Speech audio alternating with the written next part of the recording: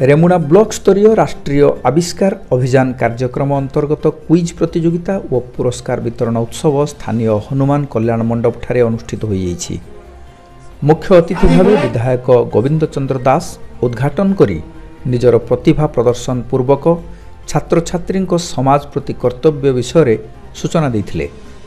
Block शिक्षाधिकारी Kalindi Soren सभापतित्व में अनुष्ठित कार्यक्रम में ब्लॉक अध्यक्ष राजेंद्र राउत, एनएससी अध्यक्षा तनुजा गिरी, एबीओ बलराम नायक, मंजूराणी बेहेरा, ब्लॉक विज्ञान संयोजक संतोष कुमार सेठी प्रमुख आभिमुख्य संपर्क में वक्तव्य रखिथिले।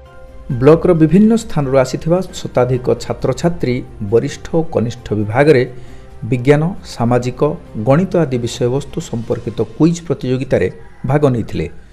समस्त प्रतियोगी को प्रमाणपत्र तथा 3 जन लेखाएं कृति प्रतियोगी को मानपत्र और सील प्रदान कर दैथिला। उद्यापनी कार्यक्रम में रेमुणा डीआईईटी अध्यक्षा जयश्री बोस मुख्य अतिथि, बीडीओ संतोष कुमार बारिक सम्मानित अतिथि भाव जोग देथिले। छात्री साई संपूर्ण लेंका गुरुवंदना नृत्य परिवेषण करथिले। सीआरसीसी विश्वनाथ प्रधान मंच आह्वान करथिबा बेले ब्रजमोहन बिन्धाणी धन्यवाद अर्पण करथिले।